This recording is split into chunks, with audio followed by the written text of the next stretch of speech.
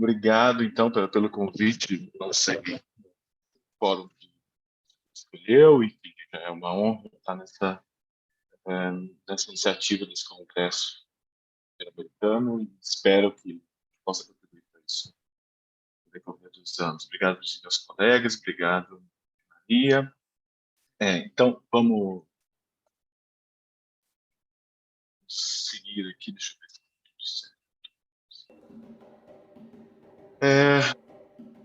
Bom, eu montei essa apresentação pensando na contribuição para a ciência de etnografia, mas, na verdade, ela vai aparecer como contribuição das culturas afro-diaspóricas para balançar a etnografia, dia.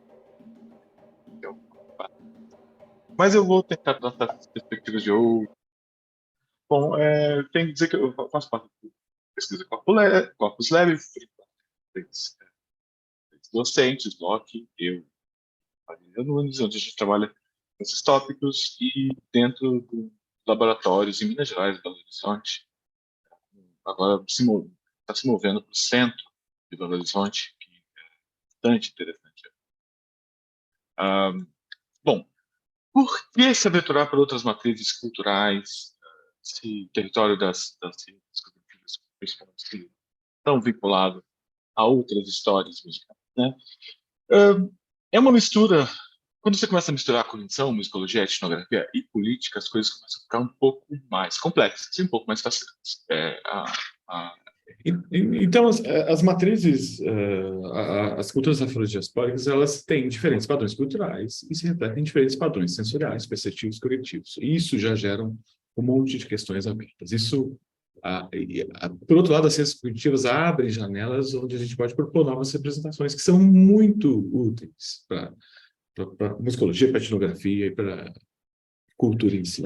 As culturas, elas testam os limites das ciências cognitivas em um contexto gigantesco de impacto cultural que envolve hip-hop, samba, as culturas latinas e tal. Mais do que isso, especialmente no Brasil, nós temos a maior diáspora africana, que é a credora da maior dívida que a humanidade tem com o crime da escravidão dos povos negros. Então, isso é essencial e eu acho necessário falar por que a gente deve se aventurar por aí. Mas que desafios a diáspora africana apresenta para as ciências cognitivas e musicais? Eu falo isso quase como um tom de despedida, porque eu devo parar de lidar um pouco com isso e focar em outros tópicos, e eu estou fazendo aqui, vou fazer aqui uma revisão dos estudos e como eles ofereceram coisas interessantes que ajudaram mutuamente a própria cultura, o estudo da cultura, as ciências cognitivas, musicologia, etnografia. Mas quais são esses desafios? Eu vou lançar ideias muito livres aqui sobre como eu vejo isso. Primeira coisa, as culturas afrodiaspóricas são pervasivas. Eu iria utilizar pandêmico, porque elas, mas como o termo é mais complexo hoje em dia, elas estão em todos os lugares. Olhe por exemplo, a evolução do blues, rock, pop, como culturas afrodiaspóricas, as danças afro-latinas, o hip hop, e a integração das danças africanas, por exemplo, no TikTok hoje em dia. Eles têm modelos de operação específicos, como, por exemplo, o modelo de biombo cultural, proposto pelo Sandrone, onde é como se fosse uma casa, onde, na medida em que você vai entrando no espaço íntimo, protegido, você vai entrando numa área mais protegida da cultura, enquanto que se você está mais fora, você está numa outra área mais acessível a todo mundo. Aqui a metáfora é utilizada para escrever de como o chorinho vai seguindo samba, samba de terreiro, umbanda e candomblé, até chegar nas raízes africanas, como bem colocou Sandro. As culturas afrodiaspóricas são mestres em esteganografia cultural. O que é isso? Essa arte de esconder informação em algo oculto. Eles têm tecnologias para inserir questões prioritárias da cultura em lugares onde nós não enxergamos. A escala de blues, o blues em si é uma dessas ideias. As métricas e estruturas de danças codificadas no groove, no jazz, no samba. O treinamento e ritual africano, mascarado numa prática de brincadeira na capoeira.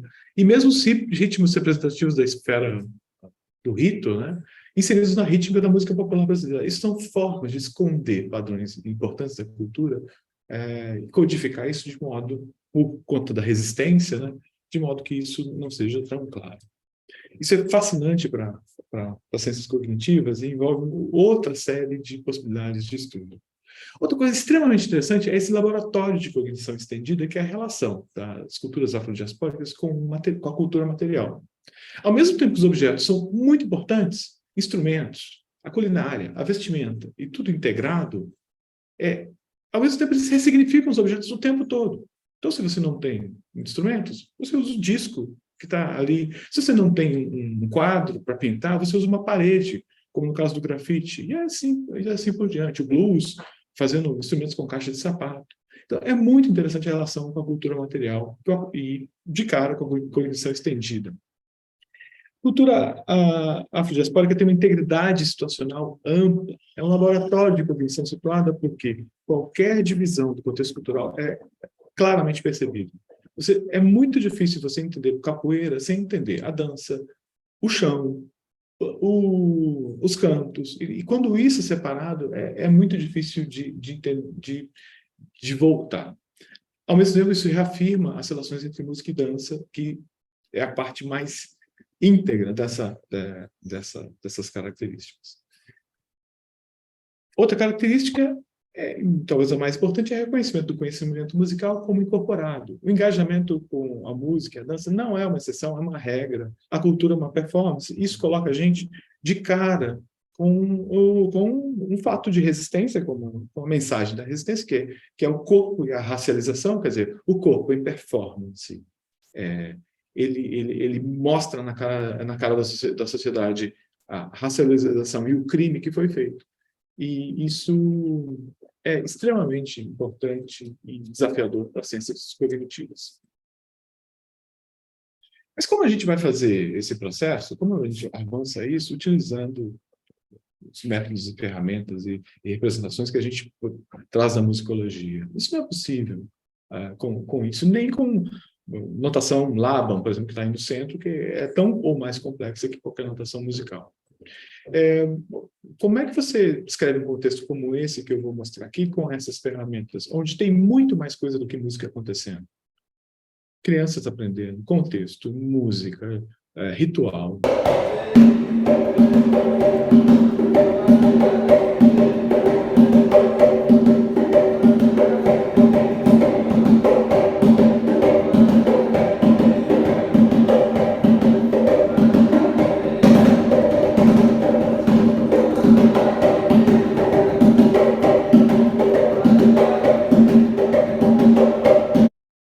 Mas aí é que chega a questão. Eu achei, na minha trajetória de pesquisador, que as ciências cognitivas tinham algumas chaves importantes para a gente enfrentar isso. E que, de maneira retrógrada, também, como eu disse no início, elas voltavam com o enriquecimento dos próprios métodos nas ciências cognitivas. Por exemplo, a ideia de uma cognição incorporada cai perfeitamente para emoldurar essa concepção do conhecimento musical afrodiaspórico como essencialmente incorporado. Quer dizer, abre-se uma janela epistemológica que não estava aberta antes, e não é só cognição, filosofia, biologia e todo o movimento da mente, do embodiment, ela abre essa janela para a gente poder trabalhar isso na ciência ocidental, né? A cognição situada, por outro lado, ela abre o campo de estudos para essa integridade situacional do contexto das manifestações, como eu já disse, estabelecendo a possibilidade de você encarar a multimodalidade dessa experiência cultural de uma forma mais clara. As qualidades da representação científica, sistemática, qualitativa e quantitativa, e os métodos das ciências cognitivas, nos permitem ir em direção aos padrões tácitos que a gente não consegue representar, por exemplo, na partitura. E a cognição estendida e a capacidade de a gente aprender com os objetos recebem essa presença interdependência da cultura material, característica das culturas afrodiaspóricas. Então vamos lá, como é que a gente tem feito isso? Como é que a gente tem trabalhado isso? Eu vou falar de alguns exemplos e vou ir descrevendo como essas visões e como esses enriquecimentos vão sendo traçados.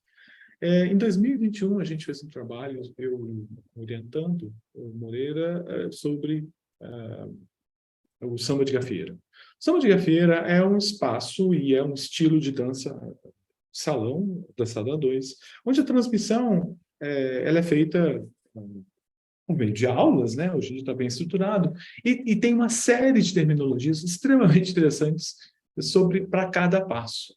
Então, o que a gente fez? A gente elaborou um experimento. Bom, esse é o samba de gafieira.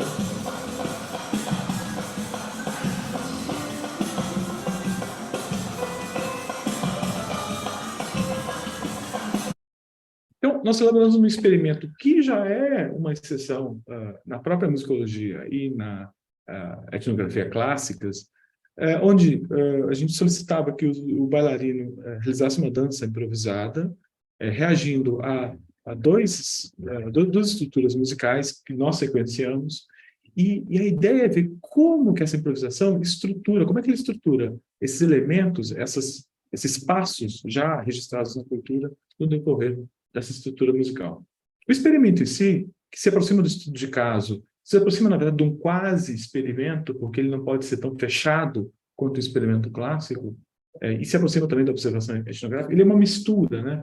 E já é eu já considero como uma contribuição, se bem utilizada, claro, para esses campos da musicologia e da etnografia.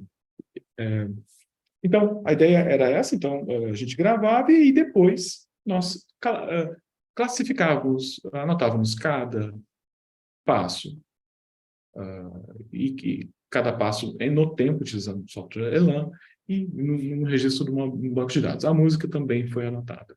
A partir desses dados, ao invés de você simplesmente utilizar estatística tradicional, porque mesmo que não é possível fazer isso aqui, nós trabalhamos com uma ideia de visualização de dados, que em si já é uma estatística visual. Então, só mostrando um exemplo, o que acontece aqui na evolução de uma coreografia. Aqui vocês têm o tipo de passo, aqui a estrutura da música correndo. O bailarino vai passando os passos, né? Vai passando as estruturas. Balancinho, balão apagado, variação, gancho, gancho. E aí ele chega no peão e continua. E aí ele vai seguindo, variando os passos, né? Só que tem mais coisas acontecendo aqui. Não são os passos não são escolhidos aleatoriamente, e eles parecem ter funções diferentes. Alguns passos se repetem, principalmente nesse caso, e alguns passos se repetem em sequência. Imagine que, no caso, puladinho e peão estão sempre em sequência e sempre fazendo ganchos, fazendo articulações entre outros passos. O que a gente está vendo aqui é a exibição de uma semântica, de uma espécie de semântica, de uma relação entre estruturas não verbais, né? Para observar isso, nós desenvolvemos esse tipo de visualização, onde aqui são todas as possibilidades numa performance do bailarino ir de um passo a outros. O que a gente observa aqui é que alguns passos são extremamente articulatórios e outros passos menos, porque eles permitem poucas ligações. Se você olha como um mapa, complexo como deveria ser, você tem essa exposição dessa matriz de pensamento coreográfico estruturado em cima de rótulos dentro da semântica da cultura. Eu estava vendo uma apresentação da professora Marília sobre modelos da psicologia, modelos de emoção, e vendo como é que, justamente, a busca. Um dos problemas é que em cada cultura você tem padrões e rótulos para a emoção. O que a gente está vendo aqui é que os rótulos já estão feitos na cultura. Você não precisa, eles já estão ali preparados, prontos para se coletar e verificar.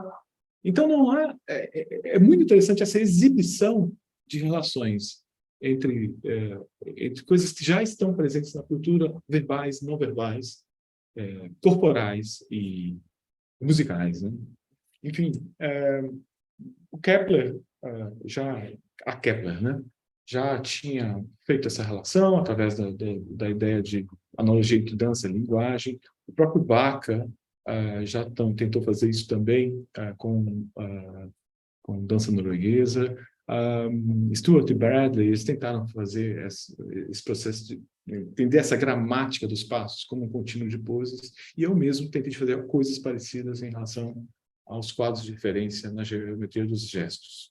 Mas o que a gente está vendo aqui, essa complexidade latente, é uma das coisas mais... é um dos problemas em que quando a cultura afrodiaspórica se apresenta. A complexidade e a falta de explicações simplificadas sobre isso. Eu já tenho falado há um tempo, e sem nenhuma esperança de que me ouçam, que eu fico preocupado com as ciências cognitivas, porque nessa linha entre complexidade e não complexidade, as ciências cognitivas têm olhado para a realidade e gradualmente limitado essa realidade ao ponto de que ficamos, às vezes, com um experimento muito bem controlado, indicando ou apontando para um ambiente completamente aberto, que é subjetivo, menos controlado, com menos pressuposições. E essa troca aqui, que é uma troca, na verdade, entre validade interna e validade externa no experimento, tem apontado para reducionismo, porque tem se omitido muita coisa e tem se feito afirmações muito amplas sobre experimentos muito limitados, com validade externa muito pequena, mas eu não vou entrar nisso. A minha proposta aqui é, na verdade, ir para o meio. Usar elementos objetivos das ciências cognitivas em estudos onde o subjetivo, o geral, e a realidade em si das culturas possam ser exibidas de uma forma mais orgânica, vamos dizer assim, né? Mas eu não vou entrar nisso, não. Mas vamos ver outro exemplo que a gente desenvolveu junto com o grupo de La Plata, com o Leme. Aqui, o que a gente tentou fazer era observar como argentinos e brasileiros escutavam música argentina e música brasileira, observando como as respostas sem restrição do corpo em relação à música eram formadas, a forma desse gesto, e simplesmente assumindo que eles têm uma estratégia para fazer isso. Então, de novo, entra aqui a chacareira, que a gente usou como exemplo, como estilo, e o samba afro-brasileiro. Então, de novo, entra o modelo experimental tentando coletar elementos da cultura. Aqui, especificamente, a gente pedia que o sujeito se movesse espontaneamente e escolhesse uma estratégia para a gente ganhar essa repetição da estratégia em termos de repetição da gravação, né, da coleta de dados. 12 sujeitos foram gravados, 6 argentinos, 6 brasileiros, com estilo samba e chacareira, um total de 12 sequências, e foram observadas duas partes do corpo, né, e 2 mãos. Os resultados, eu acho que são muito fascinantes, porque a gente está analisando as mudanças de direção. E aqui um exemplo de como um brasileiro reage à música brasileira. E aí a gente vai ver, explorando a visualização científica, como é que ele se move aqui, e como é que, se você distribuir as mudanças de direção em uma estrutura métrica, você começa a ter a emergência de uma estrutura métrica, de um modelo métrico do próprio movimento do corpo.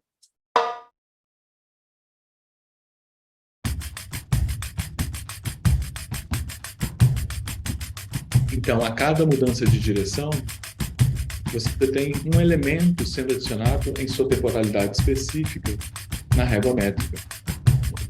Claro, baseado em anotações e na gravação.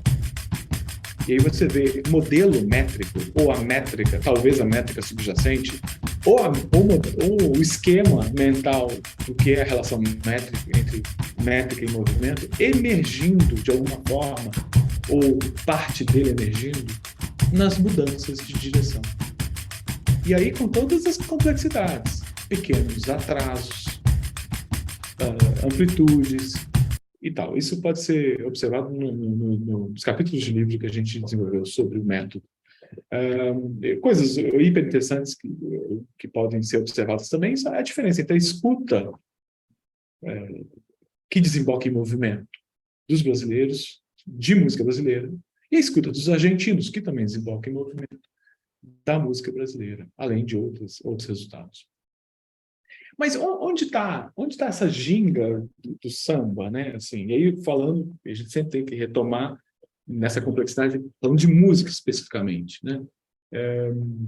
E como que as ciências cognitivas podem ajudar a gente a resolver uma coisa que é muito difusa e muito subjetiva. O samba é considerado como uma métrica binária, centrada no segundo tempo, polirrítmico e polimétrico.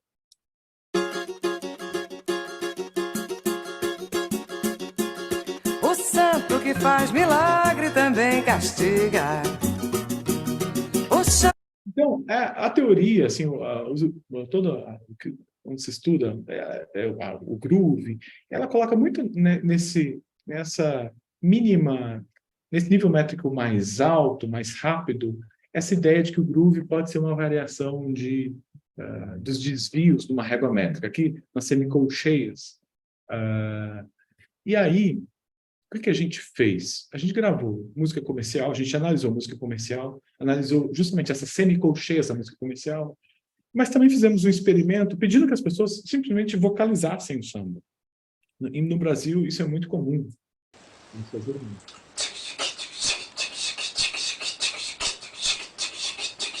Esse estudo foi publicado, eu tenho ainda que publicar ele no jornal, acho uma das coisas mais interessantes que eu fiz, porque, bom, a gente pega esse áudio e a gente anota os tempos, depois a gente divide, estrutura instâncias para poder organizar isso utilizando aprendizado de máquina. Aprendizado de máquina está no cerne da inteligência artificial, que é muito falado hoje em dia. E aí, o que a gente descobriu, os padrões que a gente descobriu, são muito interessantes, porque o mesmo desvio sensível que você vê na terceira e na quarta semicolcheias, desvio é adiantamento no samba, que a princípio caracteriza esse groove do samba, ou essa ginga, melhor dizendo, do samba, e talvez um atraso do grave, aqui agudo, médio, grave, e aqui primeira, segunda, terceira e quarta semicolcheias. O mesmo desvio vai ser repetido pelas pessoas fazendo vocalizações. Mas as pessoas não são músicos. Então, esse parâmetro tão específico, esse parâmetro, essa ideia de métrica tão específica, tão avançada, que os músicos discutem a fio, ela é repetida, codificada por pessoas que não têm formação musical. E aí eu falo de esteganografia de novo, como que a cultura afro-brasileira, ela passa essas estruturas de maneira assim, tácita, mas extremamente forte. Isso, para mim, é uma das maiores demonstrações de como a cultura afro-brasileira funciona nesse clube. E aí vamos passar para as relações entre música e padrões de movimento, que é uma área que eu me aprofundei mais por perceber a onipresença das danças e do movimento na cultura afrodiaspórica. Como vocês podem ver aqui, no movimento, a dança diz muitas coisas. Você pode observar diferenças, você pode, inclusive, observar características pessoais, como gênero, como estilos diferentes.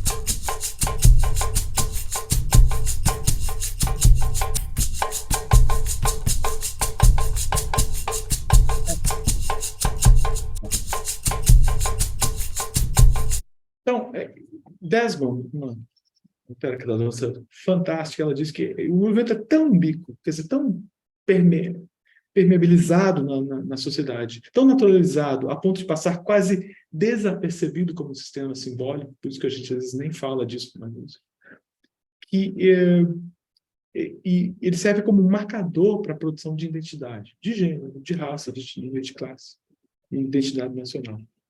Então, no primeiro momento, a gente tentou fazer isso a partir de uma codificação desses movimentos repetitivos.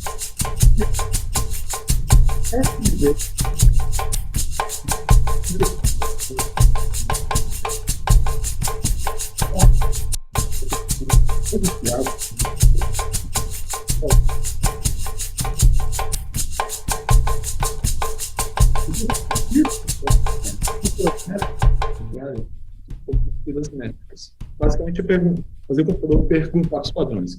Se eu estiver vendo esse padrão de 2 em 2 tempos, como ele pareceria? Nesse caso aqui, de 2 em 2 tempos, seria esse padrão.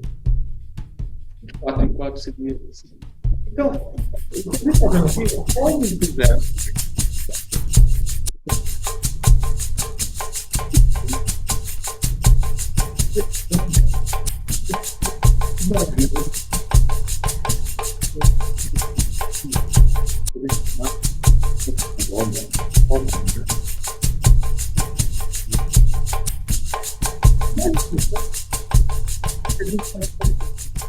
Similaridades. Então, aqui estão são os gestos da mão, as formas, mas a gente pode calcular a similaridade entre esses gestos, utilizando várias técnicas, uma delas para clusters. Então, o que a gente fez? Eu gravei quase 30 bailarinos em Salvador e Minas Gerais, 40% homens, 60% mulheres, em 2 tempos, de 2 andamentos diferentes. E aí a gente calculou essa similaridade entre as posturas e utilizando uma técnica basicamente relativamente simples, chamada Multidimensional Scaling, a gente criou mapas que podem indicar quem que são os centros, quem que são os modelos de um elemento e outro. Então, aqui são os resultados, o modelo de Belo Horizonte, da cidade de Belo Horizonte, da dança, do samba no pé, que esses bailarinos de Belo Horizonte dançavam. Esse é o modelo central, ele está na área central. Esse é o modelo de Salvador.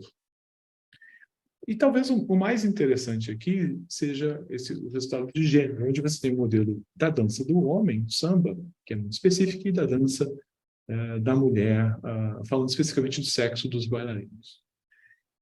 E falando como que as identidades, elas são, como a cultura afrodiaspórica, ela é permeável a essas identidades, que é outra fascinação. Claro que a gente não podia deixar um computador lidar só com isso, então a gente partiu para uma outra fase, que é simplesmente perguntar para as pessoas se elas conseguiam identificar gênero na dança, partindo de alguns estudantes. A gente selecionou alguns sujeitos entre 18 e 50 anos e pedimos para eles avaliarem como você avalia o gênero do bailarino no vídeo. Esse vídeo que vocês viram dessas...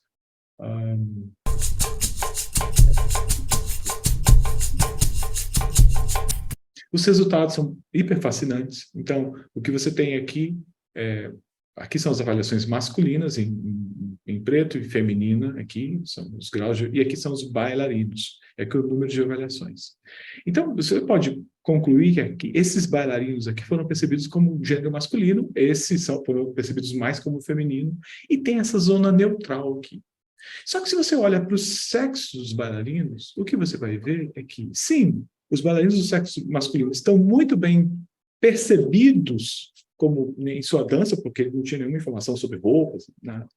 Só que as bailarinas do sexo feminino têm uma ampla variação. Isso coloca a gente de frente com amplas questões das teorias de gênero que indicam que, pelo menos nessa cultura, você não tem uma oposição binária entre masculino e feminino, você tem masculino bem definido, com todas as questões do machismo, da cultura do samba, e o feminino sendo um amplo espectro de variações. E é o que sugere esses resultados, que ainda estão para ser publicados. Isso a gente pode ver muito bem se a gente tenta ver como que as mãos se movem nas mesmas estruturas. Aqui os homens, e aqui as mulheres, as bailarinas mulheres. Aqui mais percebidos como mais feminino, aqui como mais masculino.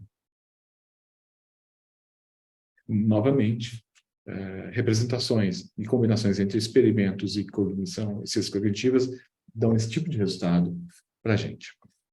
Eu não vou falar, um pouco, a gente transitou por outros tipos de análise, para a gente não estourar o tempo, mas vocês podem ver, aqui a gente faz outro tipo de análise, mapeando as estruturas métricas ao redor dos bailarinos, que formam uma opção mais interessante do que as representações de métrica, muito subjetivas, para falar de uma coisa tão interessante. E elas geram, na verdade, uma ideia de que seria a cognição do espaço, música e gesto, que Payard colocava como uma ideia de morfocinético, uma ideia de forma do gesto, e topocinética, uma ideia de intencionalidade, qualidade do espaço do gesto. Aí, já indo para o final, se a gente observa essa perspectiva das representações de música na história, você vê que durante o tempo, você tem muitas representações que sempre, de alguma forma, tem o corpo envolvido, o corpo e o espaço. E essas representações são muito interessantes e em grande parte delas, e realmente o corpo figurativamente está representado. Então, o que a gente tem para tentar ter acesso à cultura antiga da cultura afrodiaspórica são textos completamente desviados e impregnados de colonialismo baixo e imagens de ilustradores. Então, agora a gente está tentando, no novo projeto, tentar capturar informações nessas imagens, já que não dá para a gente utilizar esse tipo de expressão colonialista. Então, a gente desenvolveu um software que chama Pose, e um processo de análise, onde a gente captura a estrutura a gente desenha, a gente esculpe o olhar e a estrutura do corpo em imagens em 2D. E a gente tenta achar essa estrutura, essas imagens, dentro de gravações de movimento, fazendo uma espécie de arqueologia do corpo nas gravações de movimento. Então, isso funciona extraindo essas estruturas, que é basicamente percepção visual, né? E aí a gente extrai essa estrutura, representa e tenta...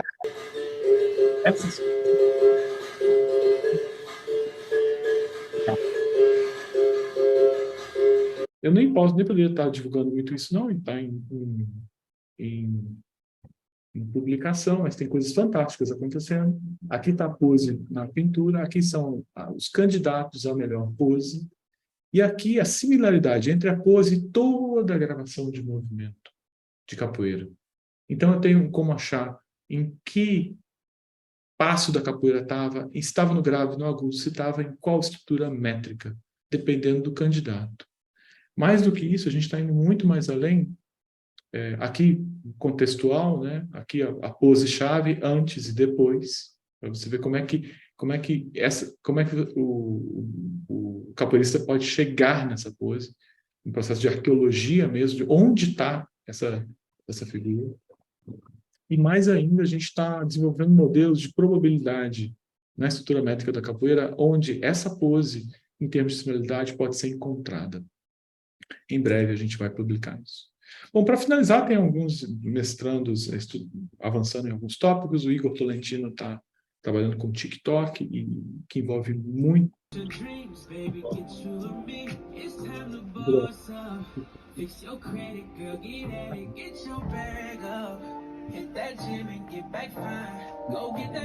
vídeo. E a Yasmin, que é uma pessoa negra de uma cultura específica do Congado mineiro, está analisando a de